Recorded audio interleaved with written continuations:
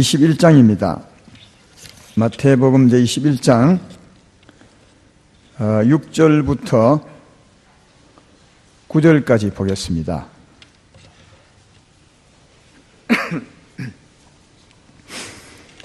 읽는 김에 11절까지 읽겠습니다. 마태복음 21장 6절부터 11절까지 제가 봉독합니다.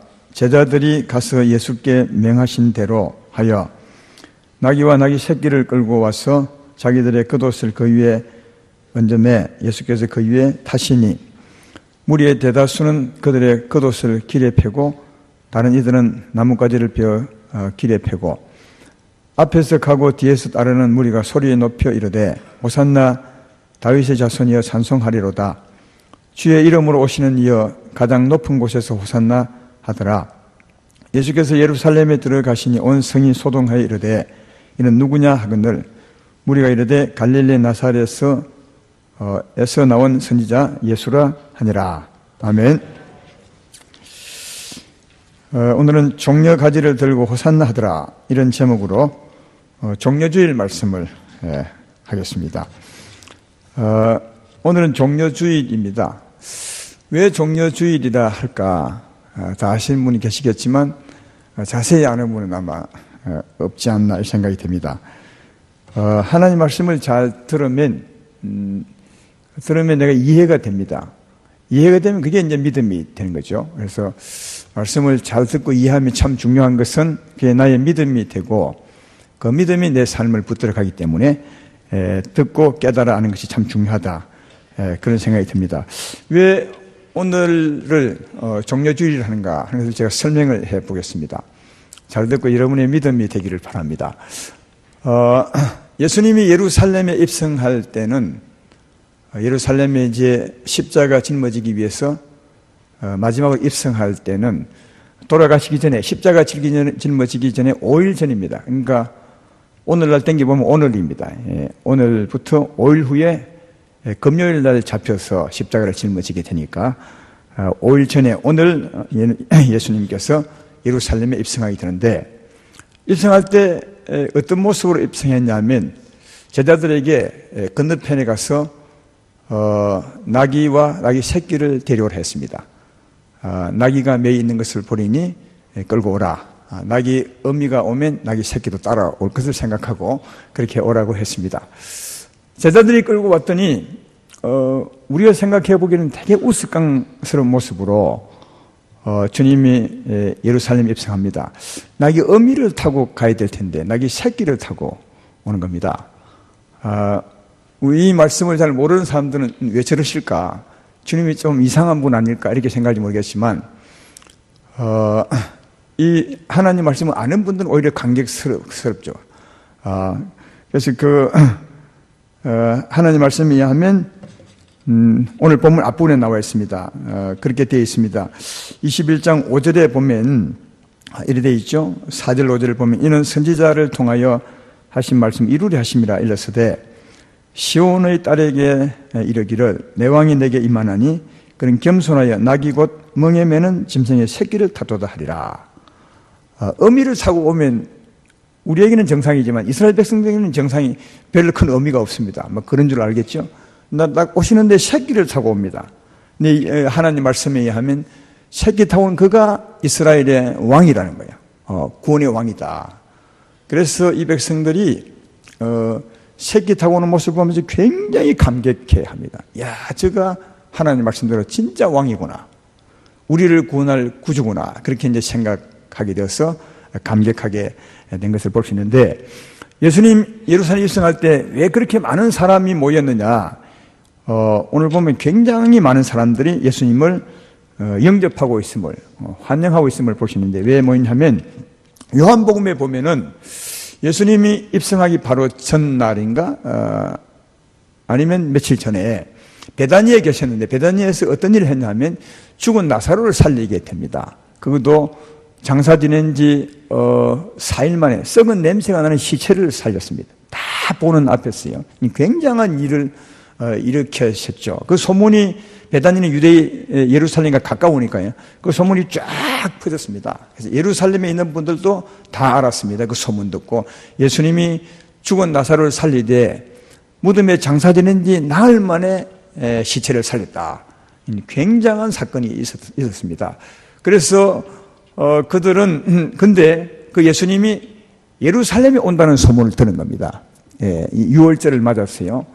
그래서 이 굉장한 예수님, 평소에도 그가 굉장한 분으로 여겼는데 죽은 자를 살렸으니까 그 분을 이제 그들은 속으로 아마 이분이 메시아 아니겠나, 우리를 구원하러 오신 분 아니겠나 이렇게 생각하고 수많은 분들이 모였습니다. 그래서 예수님을 오시기를 기다리고 있는데 딱 보니까 그가 나귀 어미를 타는 것이 아니라 새끼를 타고 오는 겁니다. 그러니까 더 감격했죠. 야, 이분이 진짜 맞다. 하나님 말씀대로 우리 왕이다. 왜? 예언의 말씀에 우리 왕이 오시나니 그는 나귀 새끼를 타고 온다 하지 않았나. 그래서 우리 같으면 별일 아닐 것 같지만 그들은 말씀을 알기 때문에 굉장히 감격하고 예수님을 영접하는 것을 볼 수 있습니다.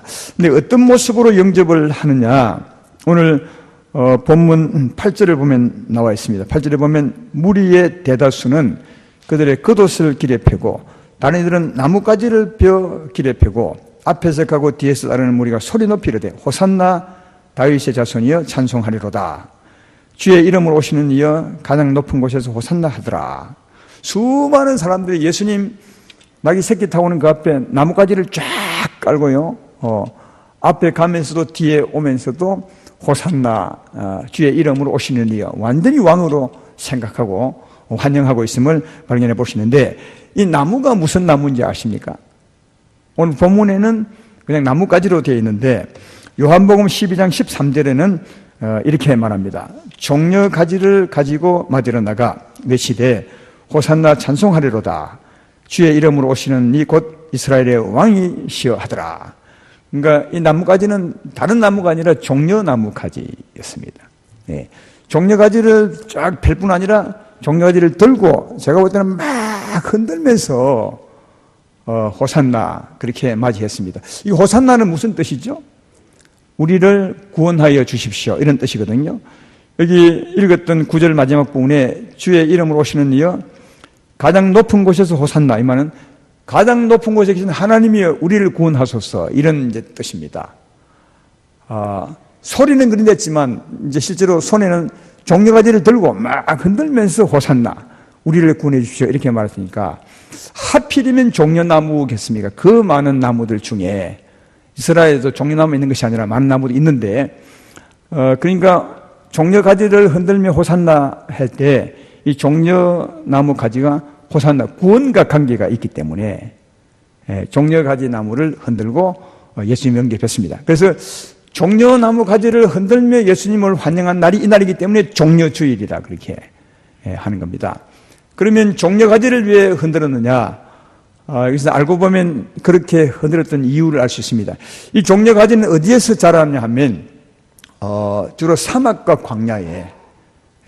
광야에서 그 사막과 광야도 오아시스가 있잖아요. 샘물이 있지 않습니까? 그 샘물 곁에서 언제나 자라는 나무입니다. 그러니까 사막에서 오아시스 곁에서 그 물을 먹고 마시며 자라는 나무가 종려나무입니다. 이런 의미에서 종려나무는 예수 믿어서 구원받은 우리와 너무너무 흡사합니다. 예수 믿어 구원받은 우리와 너무 흡사하다는 겁니다. 출애굽기 15장 17절에 보면 종려나무가 어디서 어떻게 먹고 자라는지 알 수 있습니다. 그들이 엘림에 이르니 거기에 물샘 12과 종려나무 70그루가 있는지라 거기서 그들이 그 물 곁에 장막을 치니라 그렇게 기록하고 있습니다. 여긴 출애굽하고 난 뒤에 광야입니다. 이 엘림은 광야 가운데 오아시스가 있는 곳입니다. 그래서 이 종려나무가 오아시스 사막과 광야 가운데 있는 샘물 곁에서 잘 자라고 있는 모습을 발견해 볼 수가 있습니다. 이 종려가지는 곧 구원받아 살아가는 우리의 모습과 너무 흡사하다는 겁니다. 왜 그러냐? 우리도 구원받기 전에는 사막과 광야 같은 심령이었습니다. 다시 말해 하나님의 생명이 없었습니다. 여러분 구원받기 전에 하나님의 생명의 샘물을 가진 분이 있으십니까? 없습니다. 예수 믿고 난 후에 죄 사함 받게 되고 그때 하나님의 성령이 임하시게 되고 성령의 샘이 우리 가운데 솟게 된 겁니다. 마치 사막과 광야 가운데 오아시스처럼 사막과 광야 같은 심령이 예수 믿음에 제사함받고 성령으로 말미암아 성령의 샘물을 가지게 된 것입니다. 엘림과 꽃 같은 모습이 우리들이죠. 요한복음 4장 14절에 너무도 잘 아는 말씀이죠. 내가 주는 물을 마신 자는 영원히 목마르지 아니하리니 내가 주는 물은 그 속에서 영생하도록 솟아나는 샘물이 되리라. 전에 사막과 광야 같은 우리였는데 예수 믿음으로 제사함받고 성령의 샘물을 갖게 되었습니다. 그도 영생하도록 솟는 샘물을 갖게 되었다. 이 영생하도록 솟는 이 샘물을 먹고 마시고 자란 자가 우리 아닙니까? 예, 여러분의 삶의 힘은 어디서 나옵니까? 이 샘에서 나온 줄로 믿습니다. 성령의 샘에서 나오죠. 종려나무가 사막 가운데 오아시스 그 샘물을 먹고 자라는 것처럼 우리도 사막과 광야 같았는데 성령으로 샘이 솟았습니다. 이 샘물을 먹고 사는 자가 우리들입니다. 그러니까 종려나무와 우리가 꼭 같습니다. 그런 의미에서 종려가지를 들고 호산나고 외친 겁니다. 그러니까 종려가지를 들고 호산나 외친 것은 종려나무처럼 우리를 구원하여 주십시오. 그런 뜻입니다. 종려가지처럼 샘물을 먹고 자라듯이 우리도 종려가지처럼 하나님의 샘물을 먹고 자라는 하나님의 생명의 나무가 되게 해 주십시오. 그렇게 구원해 주십시오. 이런 뜻으로 종려가지를 흔들며 호산나를 외쳤던 것이다. 그런데 제가 볼 때는 이스라엘 백성들은 아마 이 의미를 알고 한 것은 아닌 것 같아요. 그러나 이제 성경에 있으니까 구원의 나무 종려가지 있으니까 그냥 그 성경 말씀대로 들고 나와서 흔든 것이 아닌가. 이 진짜 의미는 이 종려가지처럼 샘물을 먹고 자라는 종려나무처럼 나를 구원해 달라, 그런 뜻이죠. 우리들은 오늘날 이 의미를 바르게 알고 살아야 종려가지처럼 구원받고 사는 사람이 될 수 있다 하는 겁니다. 그러니까 종려가지를 흔들며 호산나 이렇게 구원해 달라는 말은 먼저는 제사함을 받으셔야 됩니다. 오셔서 나의 죄를 사시고 그리고 성령을 주시고 성령의 샘물을 마시며 살아가는 자가 되게 해 주십시오. 그런 구원을 주십시오. 이게 종려주일의 진짜 의미라는 겁니다. 예수님이 오늘 종려주일에 종려가지 흔들며 환영하는 그들의 환영을 받으며 예루살렘에 오셨는데 이 예루살렘 오심도 바로 이런 구원을 주기 위한 것입니다. 종려가지처럼 구원해 주기 위해서 오신 겁니다. 예. 그를 먼저 죄를 사해 주셔야 되겠죠. 그래서 예수님 입성하는 것을 보면 낙이 새끼를 타고 오는 겁니다. 이 말도 의미가 있습니다. 하나도 의미 없는 것이 없습니다. 성경에 기록된 것은요. 낙이 새끼, 왜 하필이면 또 낙이 새끼겠느냐.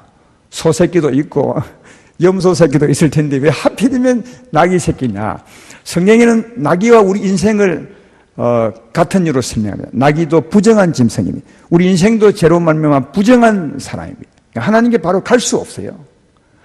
낙이도 하나님 앞에 서려면 대속의 제물이 있어야 됩니다. 그러니까 다시 말하면 낙이 대신 어린 양이 죽어야 어린 양의 죽음으로 대속함을 받을 수 있습니다. 우리 인생도 죄인이기 때문에 하나님께 바로 설 수 없어요. 누군가 우리를 대속해 주셔야 됩니다.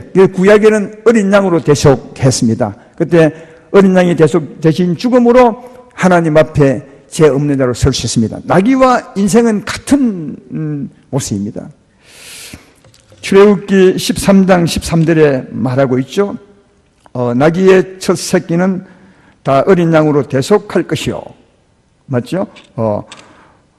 그렇게 하지 아니하려면 그 목을 꺾을 것이며 또 내 아들 중 처음 난 모든 자는 대속할 것이요. 낙이도 대속한 것처럼 우리 인생도 대속해야 된다는 거예요. 대속해. 똑같습니다. 부정하니까요. 그래서 구약시대 때는 낙이 새끼가 나면 대속하기 위해서 어떻게 하느냐. 낙이 새끼를 예루살렘 하나님 성전으로 데려갑니다. 그리고 대속할 경우 어린 양도 데리고 갑니다. 왜냐하면 낙이 대신 죽을 어린 양을 데려가야 되죠. 근데 낙이 새끼 혼자 데려갈 수 있겠습니까? 여러분이 기술이 되겠어요? 예를 들면 갈릴리에서 예루살렘 가려면 엄청 먼데 그러니까 낙이 새끼 한 마리 못 끌고 가겠죠. 그래서 낙이 어미를 데려가는 겁니다. 왜? 어미가 가면 낙이가 가니까요. 그러나 반드시 어린 양을 같이 가지고 갑니다. 왜? 어린 양은 낙이 대신 죽을 제물입니다. 대속하는 거죠. 인생도 마찬가지입니다. 태어나면 8일 만에 하나님의 성전에 가야 합니다. 8일 전에. 그때 아이 혼자 갑니까? 엄마가 데리고 갔죠. 대신 또 어린 양을 끌고 가는 겁니다. 왜? 어린 양을 대신 죽어야 돼요. 이게 낙의 신세나 우리 신세나 같은 모습이다. 자, 오늘 예루살렘 입성하실 때 낙의 어미도 갔죠. 그 다음 낙의 새끼 갔죠. 그 다음 이제 옛날 같으면 어린 양이 필요한데 어린 양은 누가 있습니까? 예수님이시. 예수님 누구죠? 하나님의 어린 양입니다. 하나님의 어린 양으로 가는 겁니다. 그러니까 나귀와 우리 인생이 같다면 우리 인생을 지금 대신하여 가는 겁니다. 인생을 타고 갈 수는 없으니까요. 그 의미를 그러니까 나귀 새끼를 타고 가시면 나귀와 똑같은 우리 인생을 대속하시려고 죽으시려고 예루살렘에 들어가는 모습을 보여주고 있는 거다. 제 말 이해되면 아멘 합시다. 성경을 바르게 이해하면 진짜 이해가 되죠. 이 의미를 잘 모르는 분들은 이렇게 말합니다. 나귀 새끼가 예수님을 실어 날랐던 것은 우리도 나귀 새끼처럼 예수님을 모시고 다니자. 그런 뜻이 아닙니다. 나귀 새끼는 예수님을 모실 수도 없어요. 왜? 부정하니까. 하나님 곁에도 못 가는 겁니다. 모든 사람이 죄를 범했으면 하나님의 영광이 이루지 못하면 하나님 곁에도 못 갑니다. 대신에 하나님이 사람 되어서 나귀를 타준 겁니다. 대속하시려고. 그래서 겸손하여 나귀를 탔다는 말은 나귀가 겸손한 것이 아니라 예수님이 겸손해서 낮아져서 자기를 비워서 사람 만나준 것입니다. 예수님이 이 땅에 오신 것은 나귀가 훌륭한 것이 아니라 예수님이 너무 겸손하고 우리를 살리시려고 오신 겁니다. 결코 낙이 탈 수 없습니다. 우리 인생을 만나줄 수가 없습니다. 그래서 우리 인생을 만나주시려고 사람이 되어서 낮아져서 우리 인생을 타신 것이다. 우리 인생이 예수님을 모신 것이 아니라 예수님이 우리 인생을 타준 거다. 그 말이죠. 그래서 나귀 새끼를 타고 예루살렘에 가시면 나귀와 똑같은 우리 인생, 죄인을 구원하기 위해서 대신 죽으시고 우리를 죄에서 구원하기 위해서 가고 있는 모습이다. 굉장한 은혜죠. 이 모습을 보면. 예수님이 사람 되어 오지 않으시면, 오셔서 우리를 만나주지 아니하시면, 예루살렘에 가주지 아니하시면 우리는 대속받을 길이 없어요. 죽으시고 영원히 우리 죄를 사하시고 하나님 앞에 영원한 의인으로 살게 하시려고 주님이 지금 십자가 짊어지러 예루살렘에 가고 있는 모습이다 하는 겁니다. 또 그런 모습임을 알 수 있는 것은 주님이 성전에 가셔서 하는 이상한 일도 보면 알 수 있습니다. 성전에 가서 이상한 일은 12절 13절에 보면 나와 있죠. 거기 보면 이렇게 기록합니다. 예수께서 성전에 들어가사 성전 안에서 매매하는 모든 사람들을 내쫓으시며 돈 바꾸는 사람들의 상과 비둘기 파는 사람들의 의자를 둘러엎으시고 그들 이르시되 기록된 바 내 집은 기도하는 집이라 일컬음을 받으리라 하였거늘 너희는 강도의 소굴을 만드노라 하시니라. 성전에 들어가셨어요. 막 호산나 환영을 받으면서 들어가시고는 성전에 가서 그 매매하는 상을 전부 둘러엎어버렸습니다. 그 무슨 말이냐면 하나님께 제사를 지내려면 제물이 필요하거든요. 근데 제물을 멀리서 가져오면 오다가 발톱이 빠지거나 아니면 상처나면 그 제물을 못 써요. 그래서 이제 하나님이 구약 시대 때 제사를 지내려면 온전한 제물을 드려야 되기 때문에 성전 앞에서 매매할 수 있도록 하나님이 허락하셨어요. 매매할 수 있도록. 먼 갈릴리에서 예루살렘까지 와서 제사 지내려면 돈만 가져오면 되는 겁니다. 돈 가지고 와서 거기서 좋은 제물을 사서 제물 드리면 되는 겁니다. 하나님이 그렇게 하신 겁니다. 왜? 예수님 오시기 전에는 제사를 지내야 되니까요. 근데 주님이 오셔서 나귀 새끼 타고 오시더니 그 제사를 막 엎어버리니까 이 말은 매매하지 말라는 말이죠. 제사 지내지 말라는 말이죠. 제사 지내지 말도록 하는 겁니다. 제사를 방해하는 거죠. 왜 이랬겠어요? 나귀 새끼 타고 들어오시더니 다른 때는 안 했어요. 이게 3년 마지막이에요. 다른 날에는 이런 적이 없어요. 예루살렘 성전에 오신 적이 몇 분 있는데 그때는 안 그러신 왜 하필 오늘 나귀 새끼 타고 온 이날에 전부 둘러 엎어버리게 제사 지내지 못하도록 그 이유가 뭔지 아십니까? 예수님이 나귀 새끼 타고 오시면 영원하고 온전한 제사를 드리러 오신 겁니다. 그럼 그 다음부터는 제사 드릴 필요가 있습니까? 없습니까? 그 다음부터는 제사 드릴 필요가 없습니다. 왜? 주님이 오시면 영원하고 온전한 제사 한 번 제사로 충분합니다. 구약에 수많은 제사를 드려왔던 이유가 뭐냐? 예수님 오실 때까지 제사입니다. 예수님 오셔서 제사 드리면 끝납니다. 더 이상 드릴 필요가 없어요. 왜? 한 번 제사로 영원히 온전히 제사함을 받았는데 또 무슨 제사가 필요합니까?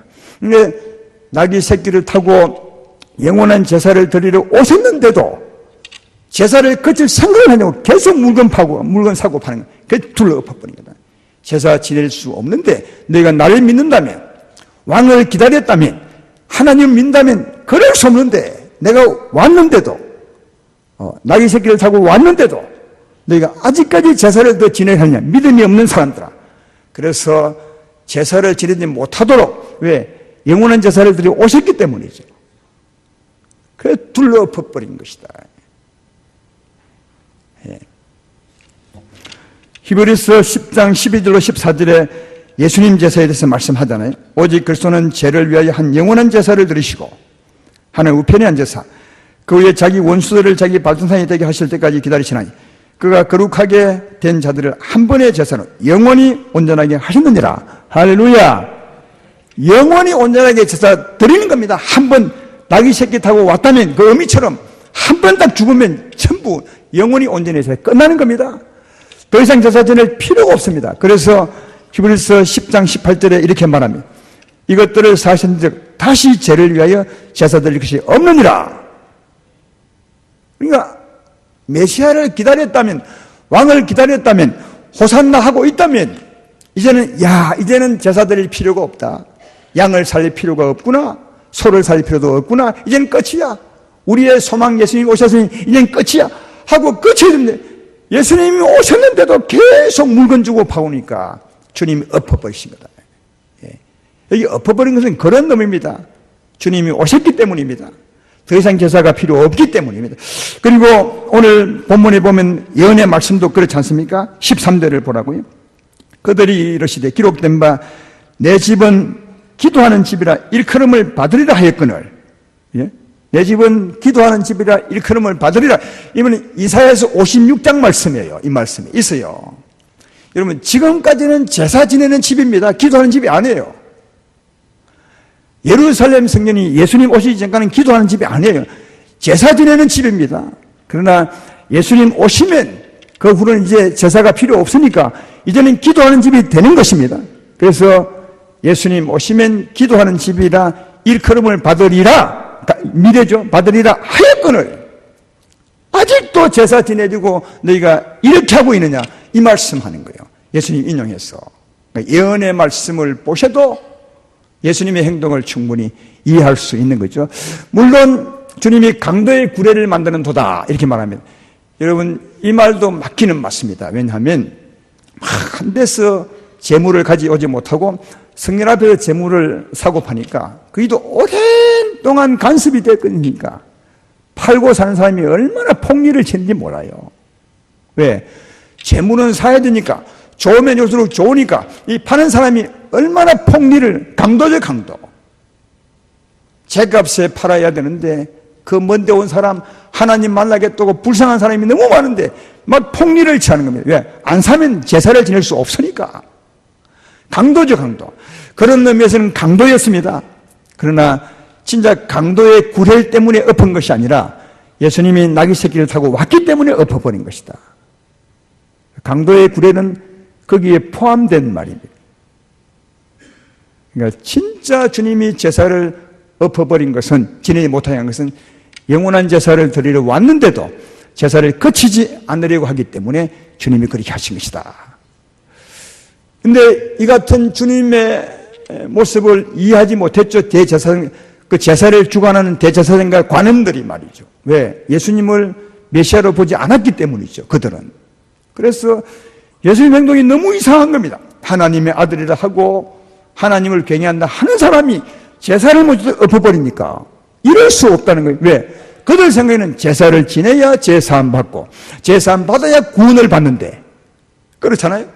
구약 때 의미 같으면 제사를 지내야 하나님께 제사함을 받고 제사함을 받아야 하나님과 만나고 그래야 하나님의 구원을 받는데 이 하나님의 아들인 사람이 제사 모자도 엎어버리니까 이해가 안 되는 거예요. 그리고 또 더 이해 안 되는 것은 호산나 지금 막 외치고 있는 거예요. 온 성이 소동할 만큼 예수님은 호산나 우리를 구원해 주십시오 이렇게 하고 있는데도 엎으니까 더 이해가 안 되는 거예요. 그래서 제사장들이 묻기를 야 이 사람아 나는 당신의 행동이 이해가 되지 않다. 지금 호산나 하는 이 말을 듣고 있느냐? 이 말을 듣고 있다면 왜 제사를 방해하느냐? 제사를 지내려면 해야 맞지. 그때 예수님이 하신 말은 뭐냐? 듣고 있다. 듣고 있기 때문에 그런 거다. 이렇게 말합니다. 그 뒤에 말씀이 그렇게 되어 있죠. 15절부터 보라고요. 대제사장들과 서기관들이 예수께 하시는 이상한 일과 또 성민을 소리질러 호산나 다윗의 자손이 하는 어린 이들을 보고 노하여 예수께 말하되 그들이 하는 말을 듣느냐? 예수께 이르시되 그렇다. 어린 아이와 젖먹이들의 입에서 나오는 찬미를 온전하게 하셨나이다 함을 너희가 읽어본 적이 없느냐? 대제사장들은 호산나는 소리를 듣느냐? 지금 듣고 있느냐? 듣는다면 왜 제사를 방해하느냐? 방해하면 안 되지. 근데 예수님은 듣는다. 듣기 때문에 하는 거다. 이렇게. 왜 듣기 때문에 하는 겁니까? 호산나, 진짜 온전한 호산나를 위해서 하는 거죠. 온전한 호산나를 위해서. 할렐루야. 지금까지는 온전한 호산나가 아니었죠. 예수님 오시기 전에 짐승의 죄를 드린다 해서 온전히 제사함을 받는 것입니까? 온전히 구원을 받는 것입니까? 절대로 아닙니다. 그건 예수님 오시기를 기다린 겁니다. 예수님 오셔서 온전한 제사, 자기 몸을 드리시면 온전한 구원을 이룰 수 있습니다. 그래서 예수님은 호산나 그 소리를 듣고 있다. 저 어린 아이들의 그 호산나 외침을 온전하게 하기 위해서 내가 온 거다. 이 말은 저 노래 소리처럼 온전한 제사를 드리고 온전한 제사함과 온전한 구원을 위해서 내가 오는 것이다. 이렇게 말. 이런 말씀을 다 봐도 주님이 나귀 새끼 타고 온 것이나 이런 것은 우리 인생의 죄짐을 짊어지고 영원히 온전히 죄를 사해 주기 위해서 오신 것을 확실히 알 수 있습니다. 제 말 이러면 아멘 합시다. 예. 오늘 말씀이 그것을 매번 증명해 주고 있어요. 여러분과 나의 죄짐을 짊어지고 한 번 제사로 영원히 온전히 우리 죄를 사시기 위해서 예수님이 예루살렘에 나귀 새끼 타고 들어오신 것이다. 나귀 새끼 타고 들어온 모습은 바로 그 모습을 설명하는 것이다. 자, 이렇게 나귀 새끼를 타고 오신 것처럼 주님이 온전하고 영원한 제사를 드리셨습니다. 믿으면 아멘 합시다. 최고의 은혜죠. 그 이유가 그렇게 하는 이유가 무엇입니까? 우리에게 성령을 주기 위한 겁니다. 생명을 주기 위한 겁니다. 다시 말해 종려나무처럼 살게 하기 위해서 그런 것이라는 거예요. 예, 그렇잖아요. 죄를 위해 사해 주신 성령을 주기 위한 겁니다. 생명을 주기 위한 겁니다. 성령의 샘이 솟게 하기 위한 겁니다. 그리고 우리로 하여금 종려나무처럼 그 생명물을 마시며 살도록 그런 구원의 삶을 살도록 하기 위해서 그렇게 하신 겁니다. 그래서 바로 주님이 이렇게 오셔서 하신 일은 그 종려가지를 들고 오산나 이 종려가지처럼 우리를 구원해 주십시오 한 그 구원을 이루기 위해서 오신 것이고 그 구원을 이루어 주고 계심을 잘 알 수가 있습니다. 그러므로 아름다운 교회 성도 여러분들이여 나귀 새끼 타고 오신 예수님을 믿으시면 여러분은 영원히 온전히 제산 받을 줄로 믿습니다. 그런데 이 하나님은 성령을 주시면 성령의 샘이 솟아나게 하십니다. 왜요? 그 샘물을 마시며 살도록 하기 위해서 그 샘물을 마시며 사는 자로 우리를 세우기 위해서 그런 구원을 주기 위해서 하신 거다. 여러분 믿음이 약간 좀 약하거나 이런 사실을 모르는 사람들은 늘 구원을 예수 믿으면 제사함 받는 것이다. 우리 죄를 사신 건 얼마나 감사한지 물론 감사하고 좋습니다. 그러나 거기서 끝이면 안 되는 겁니다. 왜 주님이 왜 우리 죄를 사신 겁니까? 우리에게 생명을 주기 위해서 성령을 주기 위해서 성령의 샘이 솟게 하기 위해서 하신 거다. 왜요? 그 샘물을 마시며 사는 게 구원이기 때문에 그렇다. 그래서 십자가에만 끝이면 안 됩니다. 십자가 지는 진짜 이유는 생명의 샘물을 주기 위한 것이고 그 샘물을 마시며 살게 하기 위해서 주님이 오신 것이다. 그래서 호산나 우리를 구원해 주십시오 할 때 종려가지를 흔들며 하신 것임을 알 수 있습니다. 예수 믿으면 아멘 합시다. 이미 제사함 받았습니다. 영원히 받았습니다. 성령이 여러분 안에 있습니다. 성령의 샘이 솟고 있는 것입니다. 그 샘물을 마시며 살게 하기 위해서 주님이 오신 겁니다. 그 샘물, 생명의 샘물입니다. 오늘 2부 때 말했지만 우리는 예수 믿기 전에 죄인으로 살 때는 사망의 물이었습니다. 가시나무 뿌리에서 끊임없이 슬픔과 탐욕과 거짓과 불의를 막 우리에게 제공해 주었습니다. 그래서 우리는 아무리 애를 써도 그렇게 살 수밖에 없는 가시나무 같은 존재였지만 이제는 가시나무에 잘렸습니다. 그 생명이 끊어졌습니다. 생명의 샘물에 접붙임바 되었습니다. 그 샘이 여러분 안에 있습니다. 우리가 받은 것입니다. 이제 우리는 생명의 샘의 뿌리를 내렸습니다. 사랑의 샘물입니다. 평안의 샘물입니다. 은혜의 샘물이죠. 이 샘물을 먹고 마셔보십시오. 오늘도 기도해 보십시오. 기도할 때마다 이 샘물의 믿음의 뿌리를 내리고 끌어올려 보십시오. 이 샘이 우리 마음을 찾아 우리 생각을 찾아하게 되면 이 샘이 우리의 삶을 주관하는 겁니다. 사랑으로 주관하고 평안으로 주관하고 우리 하나님과 동행하는 삶을 살게 될 줄로 믿습니다. 그런데 하나님은 우리의 삶을 보장합니다. 우리 삶을 주관합니다. 이게 구원받는 은혜의 삶입니다. 예수님이 오실 때 종려가지를 흔들고 호산나 우리를 구원해 주시오. 이것은 행사가 아니라 진짜입니다. 실제입니다. 예, 우리에게 이런 구원을 이루어 주신 겁니다. 따라서 그 어미처럼 이미 성령의 샘물이 사막과 광야 같은 우리에게 오아시스 엘림을 이미 우리에게 주셨으니 여러분에게 있습니다. 그 샘물을 끊임없이 믿고 마시며 살아가기를 주의 이름으로 축원하고 주의 말씀을 들을 때마다 이 샘물을 먹고 마시는 겁니다. 이 힘으로 살아감으로 종려나무처럼 구원을 받고 언젠가 주 앞에 섰을 때 이렇게 구원해 주신 하나님께 감사하시는 여러분 되기를 주의 이름으로 축원합니다. 마지막으로 계시록 7장 9절로 10절에 보면 그런 모습이 나오죠. 이후에 내가 보니 각 나라와 족속과 백성과 방언에서 아무도 능히 설 수 없는 큰 무리가 나와 흰옷을 입고 손에 종려가지를 들고 보좌 앞과 어린 양 앞에 서서 큰 소리로 외치르되 구원하심이 보다 여신 우리 하나님과 어린 양께 있도다 하니.